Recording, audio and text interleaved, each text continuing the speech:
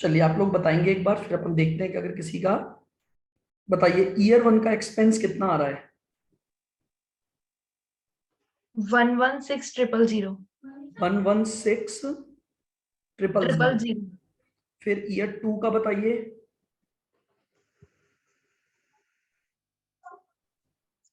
Sir year one का 1,28,000 आ रहा है। 116 किसका आया था? सर मेरा। गलत आया मतलब है। डायग्राम बनाऊं क्या मैं एक बार?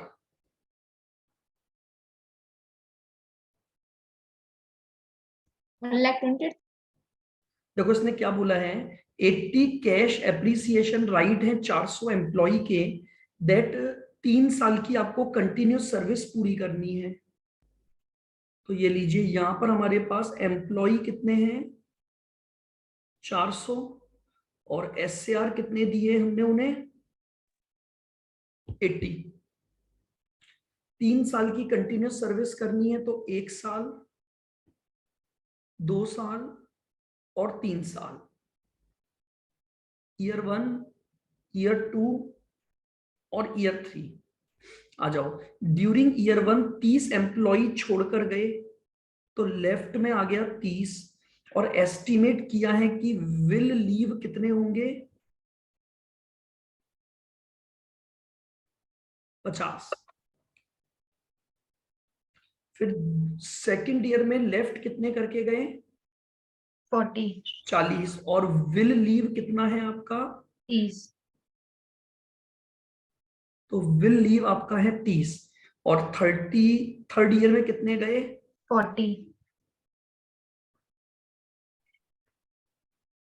ठीक है, तो इसका मतलब आपके एक्सरसाइज्ड कितने हुए? 400 में से 40 और 40, 80, 80 और 30 गए तो 110। 400 माइनस 110, टोटल 290 एम्प्लॉइज ने वेस्ट किया। इसमें से इसने बोला है कि 100 एम्प्लॉय ने तो कब ले लिया? थर्ड ईयर पे। थर्ड ईयर पर। फिर उसके बाद ये ईयर फोर आएगा, यहां पर कितने लोगों ने लिया? 120। तो ईयर फोर पर लिया 120 ने। और फिर ईयर फाइव आएगा, यहां कितनों ने लिया? 70। चलिए ये डेटा तो हो गया, आगे बढ़ते हैं। फेयर वैल्यू आपको यहां दी हुई है 15। 15। फेयर वैल्यू यहां दी हुई है 16। फेयर वैल्यू यहां 18। और फेयर वैल्यू यहां 21। इंट्रिंसिक वैल्यू यहां पर दी हुई है 15। यहां इंट्रिंसिक वैल्यू 20। और यहां इंट्रिंसिक वैल्यू 24। ये लीजिए आपका डायग्राम बन गया। आइए, अब अगर मैं ईयर वन का एक्सपेंस निकालता हूं तो ईयर वन का खर्चा रिकॉर्ड कैसे करूंगा? 400 एम्प्लॉई माइनस 30 माइनस 50 लोग छोड़कर जाएंगे, into number of SAR 80 into fair value 15 divide by 3 into 1। ये आपका पहले साल का खर्चा आएगा। 430 minus 1,20,000 into 80 into 15 divided by 3, तो 128 आएगा। आपकी क्या गलती हुई थी 116 जिसका आया था? सर कैलकुलेशन एरर था। अच्छा ठीक है। उसके बाद हम आएंगे ईयर टू पर। तो ईयर टू में 400 माइनस 30 माइनस 40 और minus 30 into 80 into fair value 16 divide by 3 into 2। तो ये हमारा 2 सालों का क्यूमुलेटिव आ जाएगा। 256,000। 300 into 80 into 16 divide by 3 into 2, 256। इसमें से प्रीवियस ईयर का माइनस कर दो 128, तो माइनस 128। बोलो क्लियर? ये दूसरे साल का आ गया। Y3 पर आओ। Y3 वेस्टेड कंडीशन का लास्ट ईयर है, तो यहां मुझे वर्किंग को थोड़ा सा डिवाइड करना पड़ेगा। तो मेरे वेस्टेड एम्प्लॉय कितने हैं? 290. आइए इस 290 के दो हिस्से करूंगा। जिन्होंने सेटल किया था वो कितने थे? 100. 100। और बाकी कितने बचे? 190.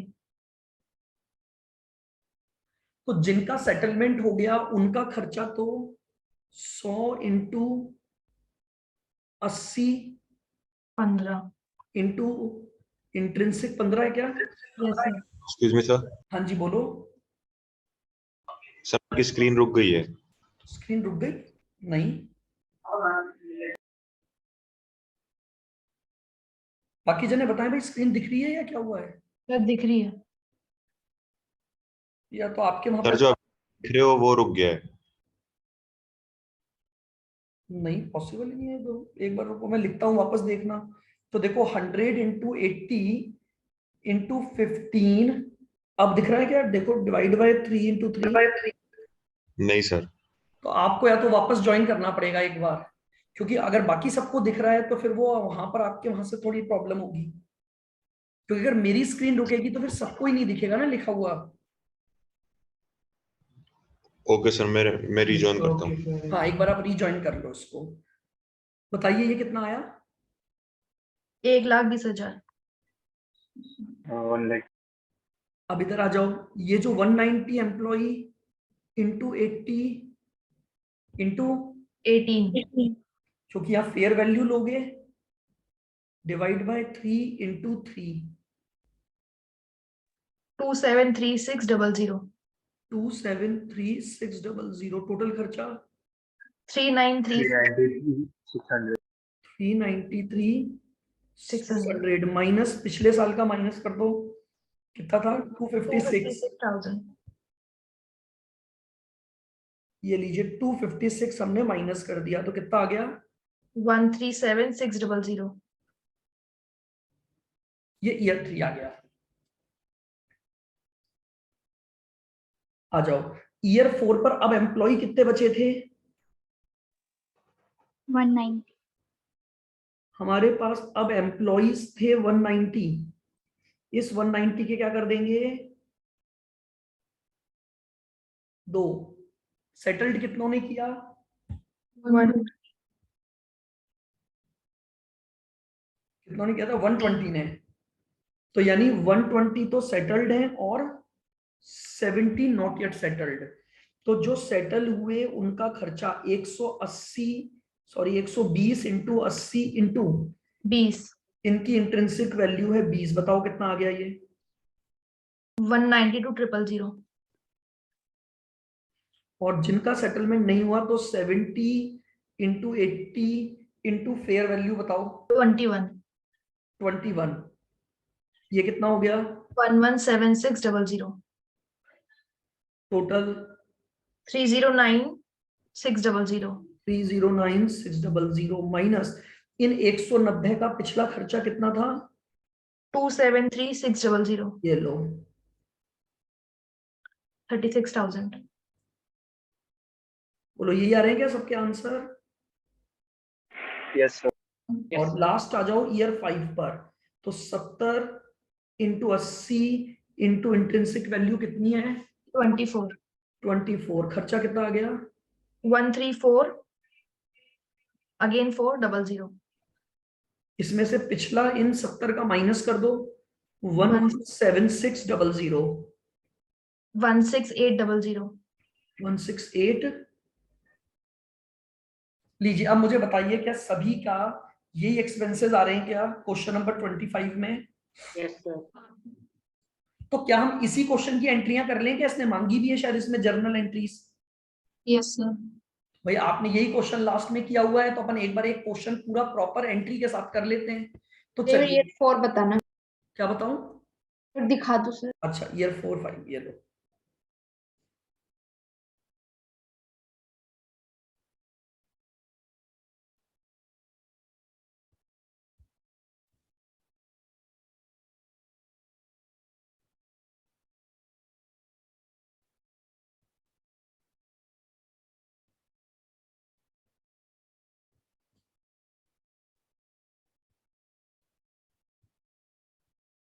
हो गया?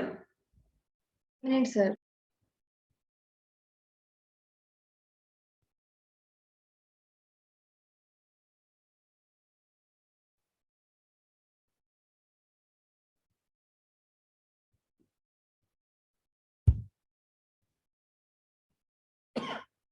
चलिएगा, अब हम इसी क्वेश्चन में क्या करेंगे, सारी जर्नल एंट्रीज डाल देंगे। हटा दूं, कर लूं क्या नीचे स्क्रीन को? सर आइए ईयर 1 की एंट्री। तो ईयर 1 पर खर्चा बुक करूंगा सबसे पहले मैं। तो देखिए खर्चा बुक होगा तो एंट्री क्या बनेगी, employees benefit expense account debit, employees benefit expense account debit to share based payment liability account. याद है आपको मैंने बताया था कि यहां पर हम रिजर्व क्रिएट न करके क्या क्रिएट करते हैं, हम लाइबिलिटी क्रिएट करते हैं। तो बताओ पहले साल के एक्सपेंसेस की वजह से क्या लाइबिलिटी क्रिएट हुई मेरी? 128,000। ये लीजिए, तो 1,28,000 की मैंने लाइबिलिटी क्रिएट कर ली, बीइंग एक्सपेंसेस रिकॉग्नाइज्ड। अब इमीडिएटली इस खर्चे को हम कहां ट्रांसफर कर देंगे,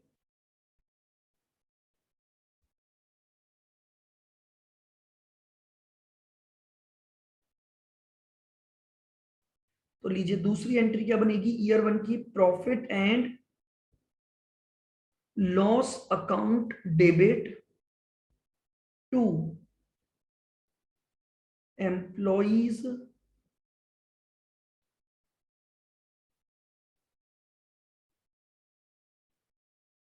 बेनिफिट एक्सपेंस अकाउंट।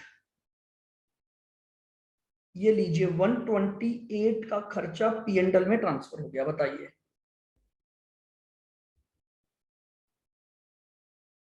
बोलो क्लियर है क्या फर्स्ट ईयर? Yes sir. अब आ जाओ इसी तरह से ईयर 2 पर।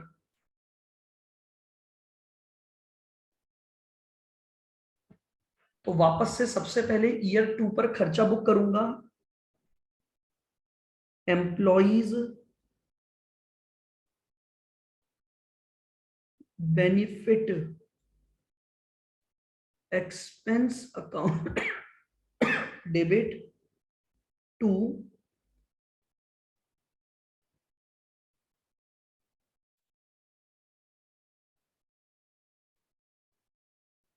Share based payment liability.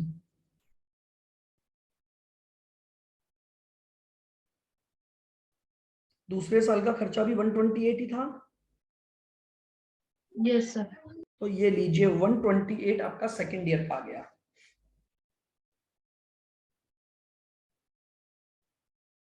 अब इमीडिएटली इसको P&L में डाल दो।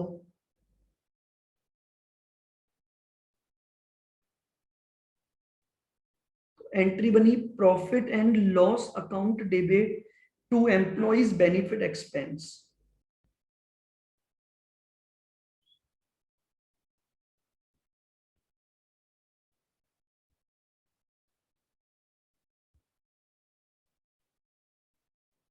एक्सपेंसेस रिकॉग्नाइज्ड किए और एक्सपेंसेस को हमने P&L में डाल दिया।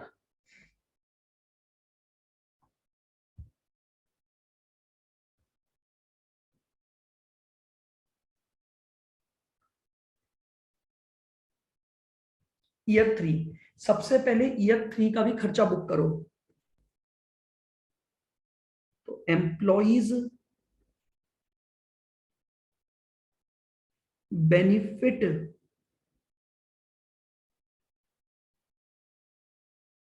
Expense account debit, employees benefit expense account debit to share based payment liability account. बोलिए आ रही है एंट्रियां समझ में? बताइए तीसरे साल का खर्चा कितना निकाला था आपने? 137,600 था, तो 137,600 यहां आ गया हमारे पास।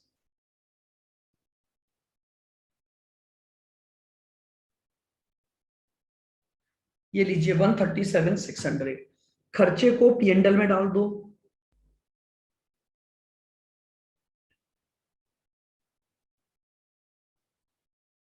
Profit and loss account debit to employees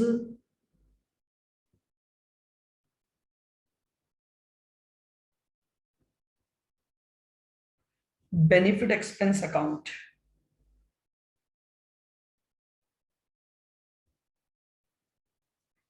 क्या थर्ड ईयर में हमने कुछ लोगों को कैश दिया है क्या?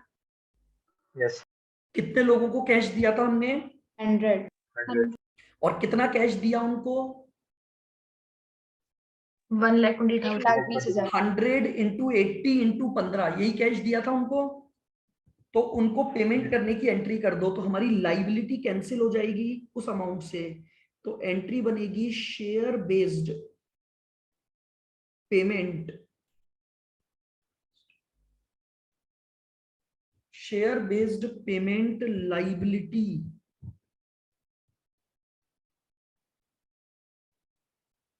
Debit to bank. ये हमने अपने जिन एम्प्लॉय के साथ सेटलमेंट किया हमने उनको कैश दे दिया। तो कितना अमाउंट आ गया था ये आपका? 120। यस। अब बताइए क्या यहां तक की एंट्री में कोई बात पूछनी है आपको? हमने अभी तक बहुत सिंपल काम किया। जो रूल हमने फॉलो किए थे, एक्सपेंस रिकॉर्ड कर रहे हैं, बस एक्सपेंस को लाइबिलिटी के रूप में रिकॉर्ड कर रहे हैं। क्यों कर रहे हैं ये हमने डिस्कस कर लिया था, क्योंकि यहां पर जो ये पर्सन है, यानी जो ये एंटिटी है, वो ये मानकर चलती है कि अगर मैंने अपने एम्प्लॉय को कैश का ऑप्शन दिया है तो हर एम्प्लॉय कैश ले लेगा। आ जाइए, अब हम आ गए ईयर 4 पर।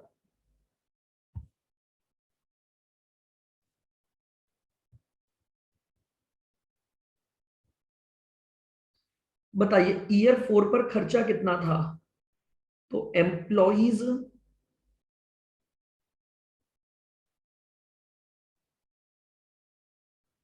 बेनिफिट एक्सपेंस डेबिट टू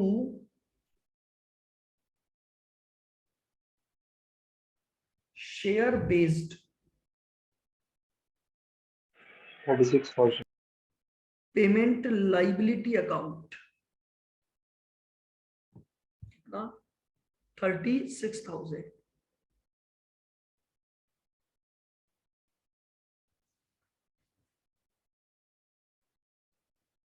क्या खर्चा पीएनडल में जाएगा? तो एंट्री बनी profit and loss account debit to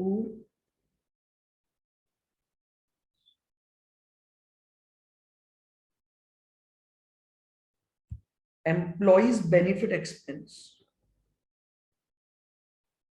मुझे बताओ क्या हमने 4th ईयर में भी कुछ लोगों को कैश दिया है क्या? Yes sir. 4th ईयर में हमने कितने लोगों को कैश दिया था? 120 लोगों 192. को। कितना कैश दिया? 1,92,000. 192. तो 192 के कैश पेमेंट की एंट्री कर दो। तो यहां पर एंट्री हो गई share based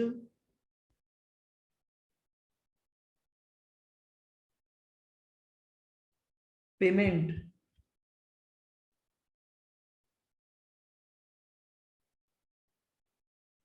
liability account debit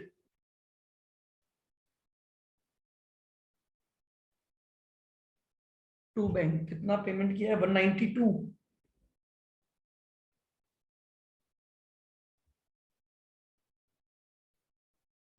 ये लीजिए 192 के पेमेंट की एंट्री हो गई। बोलिए, आ रहा है क्या समझ में सबको? Yes, sir.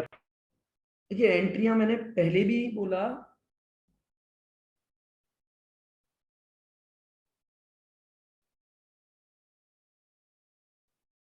तो आइए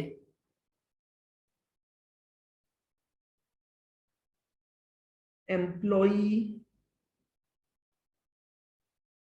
benefit expense debit to share based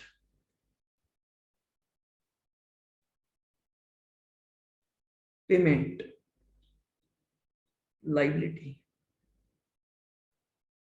account. बताइए 5th ईयर का खर्चा कितना निकाला था हमने? 16,800. 16,800। Yes, sir. ये लीजिए, खर्चे को ट्रांसफर कर दो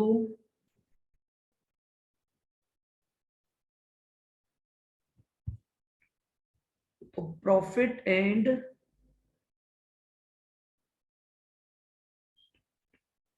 टू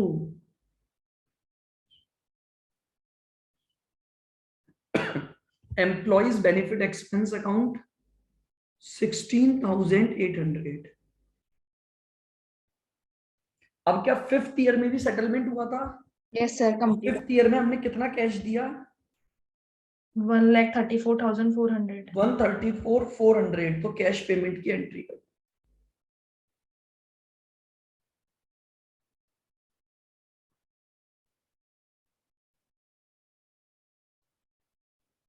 शेयर बेस्ड पेमेंट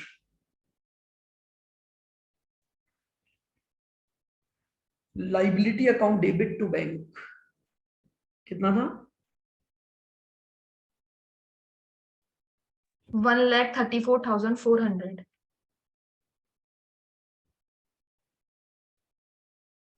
अब आप देख लीजिए, ये आपके पास सारी सारी एंट्रियां हो गई इस पर्टिकुलर प्लान में कि अगर आप कैश सेटल्ड प्लान लेते हो तो कैसे खर्चा निकलेगा और फिर उसकी जो एंट्रीज हैं वो आप कैसे करोगे।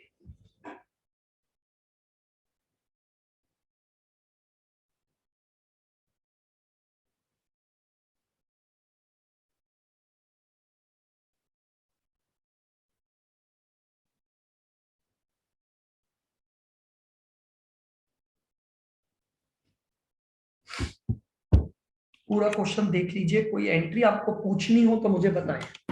ये आपका एसएआर प्लान की अकाउंटिंग एंट्रीज है।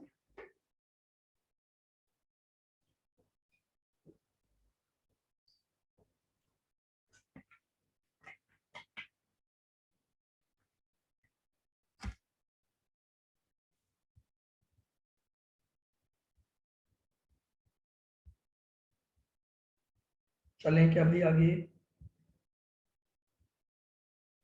Yes, sir. तो मेरे हिसाब से आप लोगों को एसएआर प्लान में कोई दिक्कत नहीं है। एक्सपेंस निकालना आ गया, एंट्रियां करना आ गया।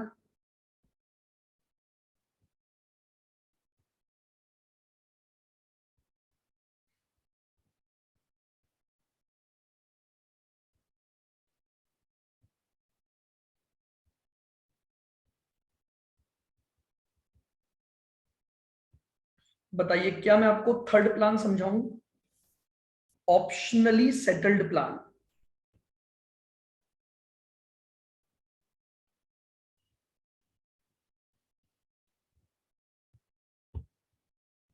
आइएगा, अब ये प्लान क्या होता है हमें समझना है थोड़ा सा।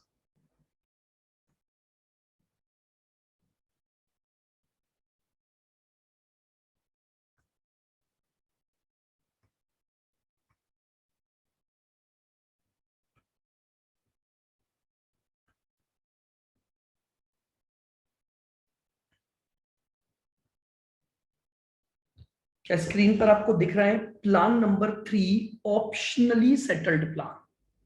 अब है ना, कुछ नहीं लिखना है, आराम से पहले पूरी बात को, मेरी बात को समझेंगे।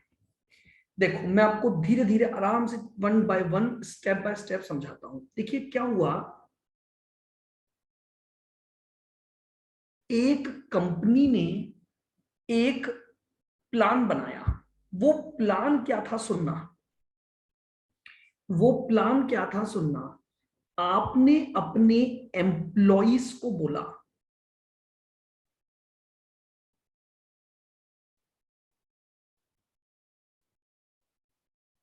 आपने अपने 40 एम्प्लॉय को बोला, बोले देखो हम तुम्हारे लिए एक नया प्लान लेकर आए हैं, जिस प्लान में हम तुम्हें ऑप्शन देंगे। हम तुम्हें क्या बोल रहे हैं, ऑप्शन 1 दे रहे हैं कि अगर तुम चाहो तो तुम 500 shares at exercise price of ₹24 ले लेना। कंपनी ने अपने 40 एम्प्लॉय को एक प्लान इंट्रोड्यूस किया। उस प्लान में उन्होंने ऑप्शन करा, इसलिए ये ऑप्शनली प्लान बना। तो कंपनी ने अपने एम्प्लॉयज को बोला कि तुम चाहो तो हमारे पास आना, हमें हर शेयर पर 24 रुपए देना और हम तुम्हें 500 शेयर का ऑप्शन दे रहे हैं। या तुम ऐसा भी कर सकते हो, तुम्हें एक और ऑप्शन दे रहे हैं कि तुम क्या करना, कैश पेमेंट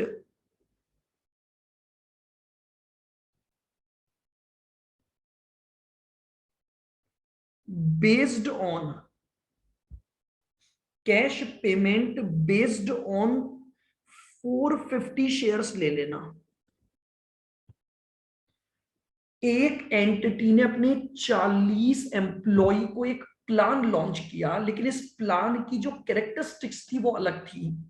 उन्होंने अपने एम्प्लॉयज को बोला कि तुम अगर चाहो तो तुम आना और 500 शेयर हमसे ले जाना, या अगर तुम शेयर नहीं लेना चाहते हो तो तुम आना और तुम हमसे क्या ले जाना, कैश ले जाना।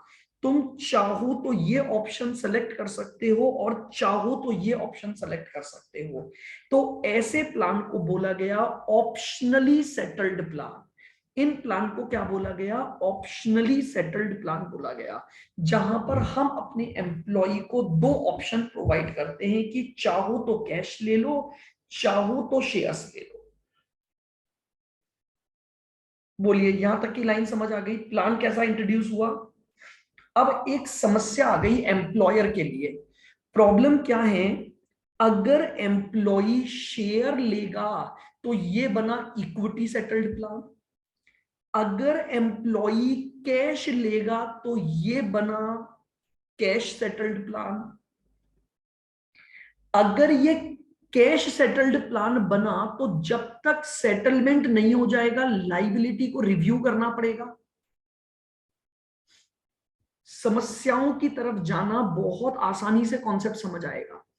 मैं ये बोल रहा हूं कि कंपनी ने अपनी एम्प्लॉय को ऑप्शन दिया कि चाहो तो 500 शेयर ले लो और चाहो तो 450 शेयर्स के बराबर कैश ले लो। लेकिन अब समस्या यह है कि एम्प्लॉयर को तो पता ही नहीं है कि एम्प्लॉय क्या ऑप्शन ऑप्ट करने वाला है, तो इसीलिए इन प्लान को ऑप्शनली सेटल्ड प्लान बोला गया। अब समस्या ये आएगी कि इन ऑप्शनली सेटल्ड प्लान में दोनों प्लान मिक्स हो गए। क्यों? क्योंकि अगर एम्प्लॉय को शेयर का अधिकार दिया तो ये इक्विटी सेटल्ड प्लान बन गया, और अगर मैंने अपने एम्प्लॉय को कैश का प्लान दिया तो ये क्या बन गया मेरे पास, ये कैश सेटलमेंट प्लान बन गया। तो now Ind AS define a specific accounting for such optionally settled plan। अब मैंने देखो यही बात यहां लिखी है, अब सुनना। Whenever employer provide an option to its employees either to take shares or to take cash based on shares, such plan is known as equity settled, optionally settled plan। Ind AS 102 provide the specific accounting for these plan. This plan includes both accounting equity settled plan as well as cash settled plan. दोनों चीजें आएंगी इसमें, equity settlement भी आएगा और cash settlement भी आएगा। अब बात ये आती है कि इस तरह के क्वेश्चन में प्रोसीड कैसे की जाएगी, क्योंकि आपको प्लान में दो बातें दी गई हैं, इक्विटी ऑप्शन भी दे दिया और कैश ऑप्शन भी दे दिया। आ जाओ,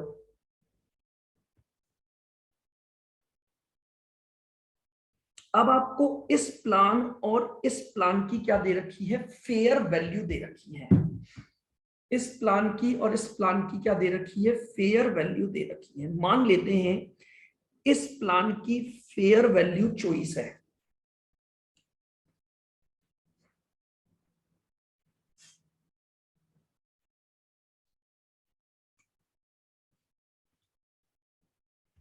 और इस प्लान की फेयर वैल्यू 20 है। अगर एम्प्लॉई इक्विटी सेटल्ड प्लान को ऑप्ट करते हैं तो फेयर वैल्यू 24 रुपए है, और अगर एम्प्लॉई कैश सेटल्ड प्लान को ऑप्ट करते हैं तो फेयर वैल्यू 20 रुपए है। नाउ अब मुझे सिंपली एक बात बताओ, प्रॉब्लम जो है वो क्या है, यहां आपको इक्विटी का भी खर्चा बुक करना है और कैश का खर्चा भी बुक करना है। आपके पास दो खर्चे हैं, इक्विटी का खर्चा और कैश का खर्चा। दो खर्चे कौन कौन से हैं, इक्विटी का खर्चा और कैश का खर्चा। सुनो, अब इंड एस ने क्या बोला, सबसे पहले निकालो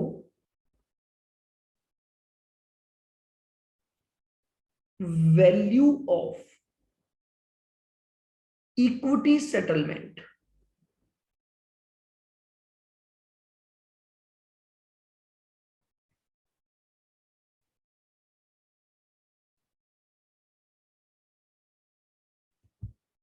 मुझे एक बात बताओ, सुनना बहुत ध्यान से, ग्रांट डेट पर मैं एक कैलकुलेशन सीख रहा हूं, बाद में ये सब मैंने स्टेप बाय स्टेप नोट्स में दे रखा है, मैं आपको पढ़ा दूंगा, बस प्रैक्टिकली एप्लीकेशन समझो। मुझे एक बात बताओ, अगर मैं ये मान लूं एक बार कि मेरे एम्प्लॉई शेयर्स ले लेंगे, मैं अगर ये मान लूं कि मेरे एम्प्लॉई शेयर्स ले लेंगे, तो बताओ मेरा इक्विटी सेटलमेंट की क्या वर्थ हो जाएगी।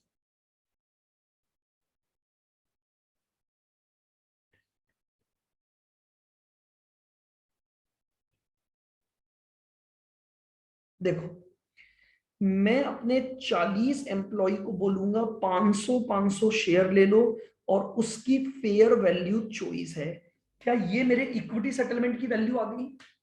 Yes, sir. 40 into 500 into 24 grant date पर 480। अगर मैं ये मान लूं मेरे एम्प्लॉय कैश ले लेंगे, मेरे एम्प्लॉय कैश ले लेंगे, तो बताओ मेरा कैश सेटलमेंट क्या आएगा? 50 इंटू 40 इंटू 20, 3,60,000.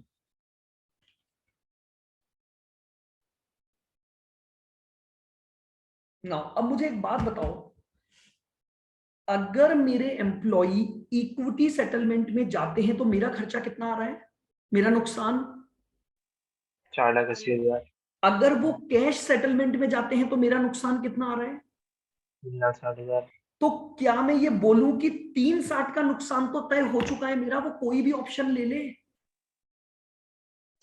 Yes, sir. 360 का नुकसान तो तय है, वो कोई भी ऑप्शन ले ले, लेकिन अगर वो इक्विटी पर गया तो मेरा एक्स्ट्रा नुकसान कितना होगा? 120. 3,20,000. ये कहलाया इक्विटी वैल्यू, ये कहलाया इक्विटी ऑप्शन वैल्यू। बहुत ध्यान से सुनना, इक्विटी ऑप्शन वैल्यू कहलाई 120। यानी मेरा कहने का मतलब क्या है, कंपनी बोल रही है ये 1/20 का नुकसान केवल तभी हो सकता है जब मेरे एम्प्लॉई इक्विटी सेटलमेंट ऑप्ट कर लें।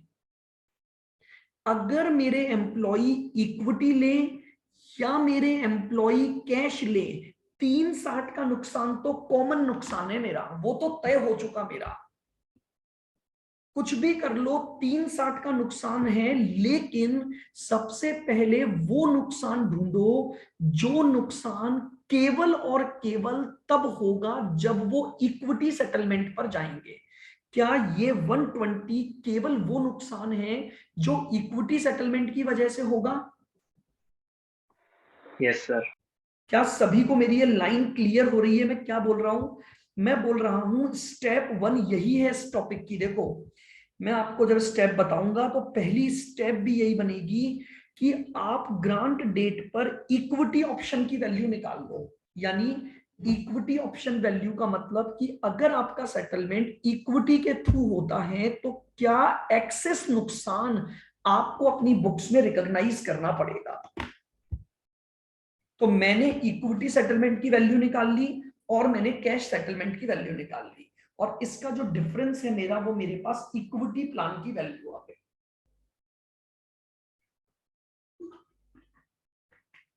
आ जाओ।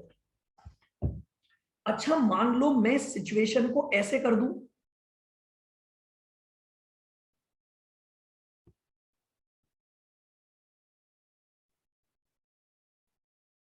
Now what will be the equity value?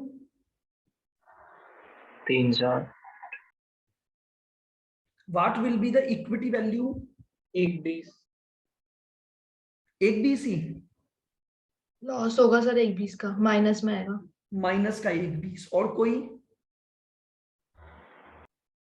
मैंने दोबारा से स्टेप 1 लगाई, इस बार डेटा ऐसा है, इक्विटी सेटलमेंट की वैल्यू 360, कैश सेटलमेंट की वैल्यू 480। नाउ अब मुझे बताइए यहां क्या वैल्यू लिखूं? Sir cash Zero. ऑप्शन वाली है Zero. नहीं, सर कैश यहां आएगा नील। द रीजन बीइंग, अगर ऐसी सिचुएशन होगी तो एक भी एम्प्लॉय इक्विटी पर जाएगा ही क्यों? सोच के देखो, कैश ले लेंगे। आप सोच के देखो मेरी बात को। मैं ये बोल रहा हूं कि इक्विटी लोगे तो 360 की वैल्यू मिलेगी, कैश लोगे तो 480 मिलेगा। कौन एम्प्लॉय ऐसा पागल होगा जो अब इक्विटी लेगा? बात समझ में आ रही है मेरी? मैं ग्रांट डेट पर खड़ा होकर सोच रहा हूं केवल, तो अगर मेरी सोच के अकॉर्डिंग इक्विटी नेगेटिव आ गई तो इक्विटी 0 लिखूंगा मैं। Equity can never be negative. Reason being is, अगर इक्विटी प्लान की वर्थ कम है तो मैं आज ही ये बोल सकता हूं कि मेरा एक भी एम्प्लॉय इक्विटी की तरफ सोचेगा ही नहीं जाने की। क्यों? क्योंकि अगर वो इक्विटी लेगा तो उसको मिलने वाली वर्थ कम है, और अगर वो इक्विटी के बजाय कैश ले लेगा तो मिलने वाली वर्थ ज्यादा है। अब मुझे बताइए, ये कैलकुलेशन किसी को क्लियर नहीं हुई हो तो बताओ। अगर मेरे पास एग्जाम में ऑप्शनली सेटल्ड का क्वेश्चन आता है तो मेरी पहली स्टेप ये होगी, इक्विटी की वैल्यू ढूंढूंगा ग्रांट डेट पर, जो ढूंढी जाती है difference between equity settlement and cash settlement. और अगर ये वैल्यू नेगेटिव है तो इसे नील कर दिया जाएगा। सर इक्विटी क्यों नहीं लेगा वो? मुझे एक बात बताओ, किसने पूछा? नाम बताओ। मनीषा। मनीषा। मनीषा चलो मुझे एक बात बताओ, मैंने आपको 2 ऑप्शन दिए कि पहला ऑप्शन मैंने आपको दिया, सुनना ध्यान से, कि आप मुझसे शेयर्स ले जाना, लेकिन उन शेयर की वर्थ जो आपके लिए है वो 3,60,000 है। फिर मैंने आपको बोला मुझसे कैश भी तुम ले जा सकती हो और वो कैश 480 होगा। बताओ मनीषा तुम क्या लोगी मुझसे? सर लूंगी तो कैश ही, मगर एक बार मेरा पॉइंट ऑफ व्यू ये भी तो सकता है ना कि आगे जाके इक्विटी शेयर्स की वैल्यू इंक्रीज हो जाएगी। सुनो सुनो, ग्रांट डेट की बात हो रही है केवल, भविष्य में तो लाइबिलिटी भी तो चेंज हो सकती है। आज तो दे ही नहीं रहा हूं ना मैंने ये ऑप्शन जो दिया, ये कैश या शेयर तो मैं 3 साल बाद ही दूंगा उसको। ये देखो, मैं तो कंपनी ये सोच रही है कि आज की भाई एंट्रियां और ये चीजें देखो, फ्यूचर तो मुझे पता ही नहीं है ना कि वो इक्विटी लेगा कि कैश लेगा। Yes sir. मैं ग्रांट डेट की बात कर रहा हूं कि अगर ये ऑप्शन ग्रांट डेट पे ही देता तो वो क्या लेता बताओ? कैश। कैश लेता ना, तो इक्विटी की वर्थ तो जीरो हो गई ना इस दिन। केवल ग्रांट डेट की बात कर रहा हूं, मैं फ्यूचर की बात नहीं कर रहा। The reason being is future तो अनप्रिडिक्टेबल है।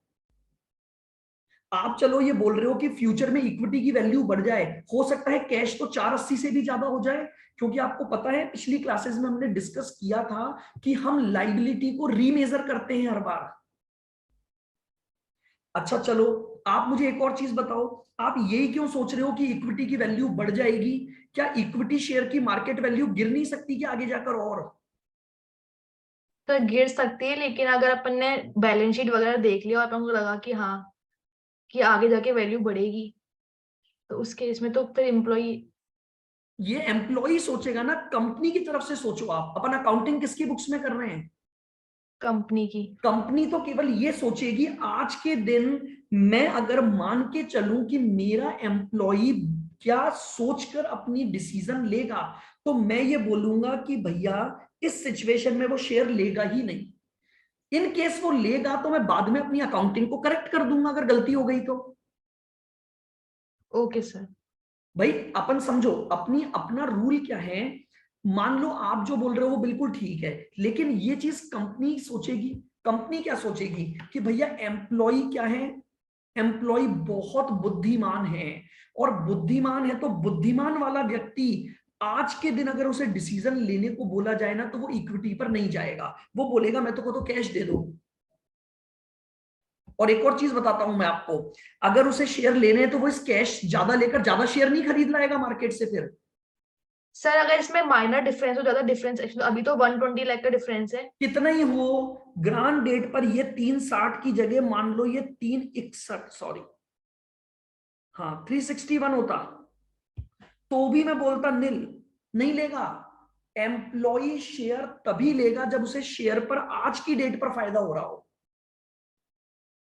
अब ऐसा क्यों होता है वो रीजन समझो मेरी बात को। फ्यूचर टोटली अनप्रिडिक्टेबल है, मैं आज की बात कर रहा हूं। आप बोल रहे हो कि आज 1000 का डिफरेंस है, कल को ऐसा हो गया मान लो इक्विटी की वैल्यू गिरकर आ गई 320 और ये वैल्यू हो गई 380, बताओ क्या करेगा? नहीं हो सकता क्या ऐसा? सर हो सकता है। आप हमेशा पॉजिटिव ही क्यों सोच रहे हो? नेगेटिव भी तो सोचो। आप हर बार ये सोच रहे हो कि इक्विटी की वैल्यू बाद में 4 लाख हो जाएगी और ये कम हो जाएगा। मैं बोल रहा हूं उल्टा क्यों नहीं हो सकता? सिचुएशन तो फ्यूचर में दोनों तरफ जा सकती है ना। Yes sir. तो मैं ये बोल रहा हूं अगर सिचुएशन बाद में चेंज होगी तो एम्प्लॉय जब ऑप्ट करेगा ना, तो मैं अकाउंटिंग को ठीक कर दूंगा। आगे जाके मैं आपको पढ़ाऊंगा। मान लो ऐसा हो गया कि हमने यहां पर खर्चे बुक कर दिए, हमने प्लान के हिसाब से सोचकर बुक कर दिया, लेकिन एम्प्लॉय बोले नहीं मुझे तो शेयर्स ही चाहिए। तो अगर शेयर चाहिए तो मैंने कैश का जो खर्चा बुक किया था वो कैंसिल कर दो, जीरो हो जाएगा वो खर्चा। रिवर्स तो कर ही सकते हैं ना अपन एंट्रियां। Yes sir.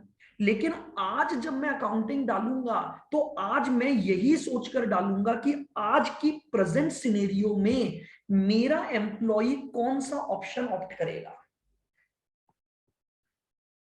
जब मैं आगे बढ़ूंगा वो ऑप्शन ऑप्शन तो आज है भी नहीं उसके पास, ऑप्शन तो उसको 3 साल बाद ही मिलेगा। मैं तो केवल अकाउंटिंग पर्पस से एक मेथडोलॉजी डिस्कस कर रहा हूं जो इंडेस ने बोली। तो इंडेस केवल एक बात बोल रहा है, सबसे पहले आप ग्रांट डेट पर देखो क्या इक्विटी की वजह से आपका खर्चा बढ़ रहा है या नहीं बढ़ रहा है। अगर बढ़ रहा है तो उस खर्चे को तो इक्विटी का खर्चा मान लो और उसको आप इक्विटी सेटल्ड प्लान मानते हुए अपनी बुक्स में ले आओ। यानी मैं इक्विटी सेटल्ड प्लान की वैल्यू केवल कितनी मानूंगा?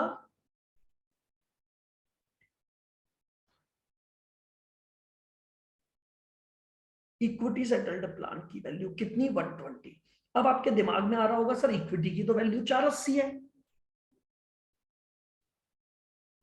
आ रहा है क्या किसी के दिमाग में?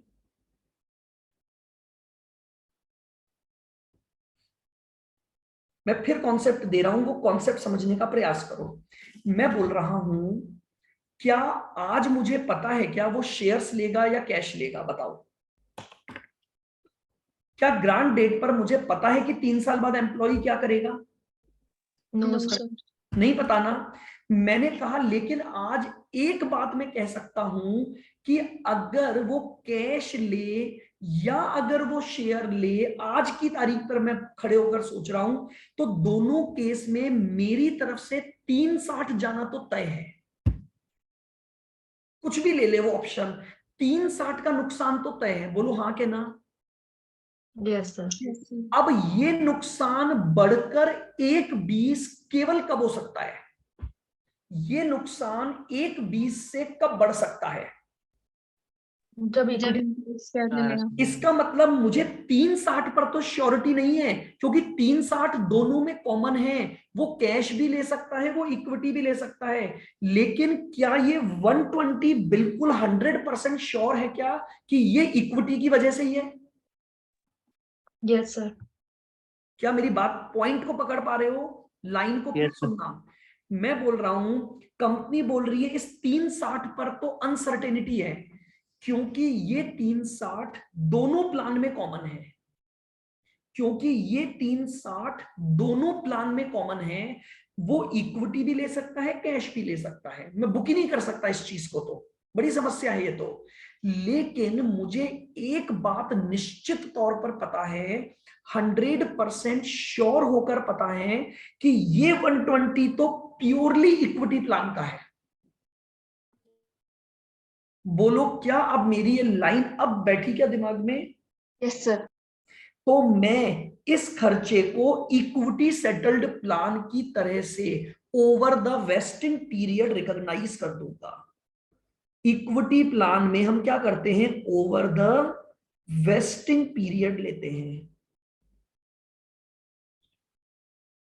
तो इस खर्चे को ओवर द वेस्टिंग पीरियड क्या कर दिया जाएगा? रिकॉग्नाइज कर दिया जाएगा।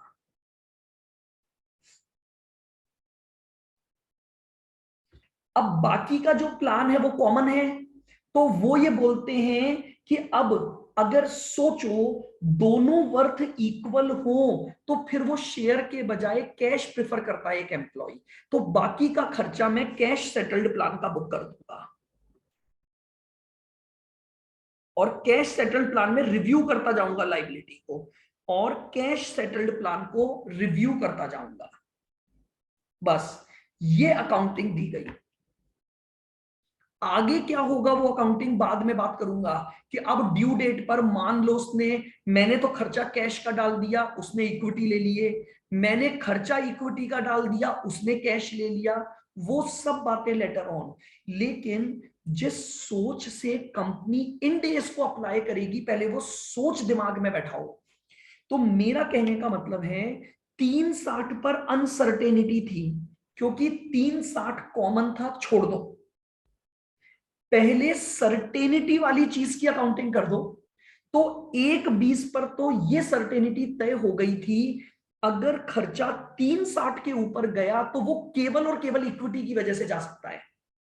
अगर मेरा खर्चा 360 के ऊपर गया तो वो खर्चा केवल और केवल इक्विटी की वजह से जा सकता है। तो उस एक्सेस खर्चे को मैं क्या करूंगा? Over the vesting period equity settled plan के रूप में रिकॉर्ड कर दूंगा, और बाकी की अकाउंटिंग कैश सेटल्ड प्लान की चालू कर दूंगा। बताइए क्या यहां तक की बात बिल्कुल क्लियर हुई? Yes, sir. अब ये एंट्रियां कैसे डलेंगी, आगे जाकर क्या होगा मैं उसको, ये केवल मेरी कैलकुलेशन कहां हो रही है? अभी तक मैं ग्रांड डेट पर खड़ा था। ग्रांड डेट पर मैंने 1/20 निकाला और ये मान लिया कि ये 1/20 इक्विटी का खर्चा है, और इसे 3 सालों में, क्योंकि वेस्टिंग कंडीशन 3 साल की है, तो इस वेस्टिंग कंडीशन के दौरान मैं इसको रिकॉग्नाइज कर दूंगा।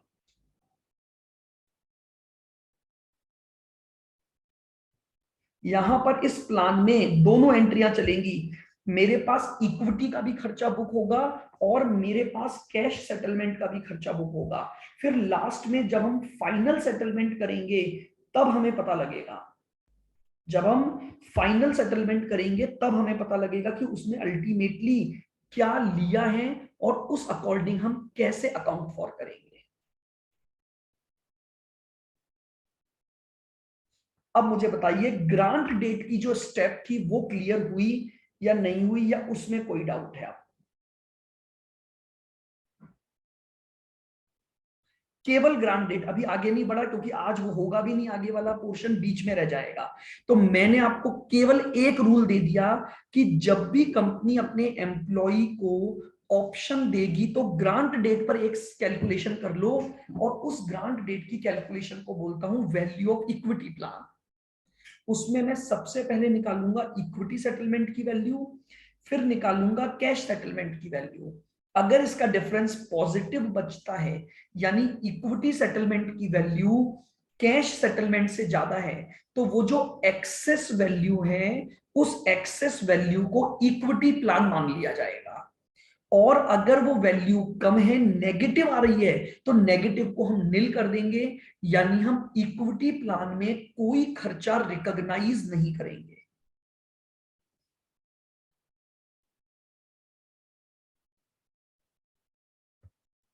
अब आप यहां तक पूछिए, अगर आपको कोई बात अगर आपको पूछनी है तो बोलो। तो इसमें इतना ही आपका आज एक बात।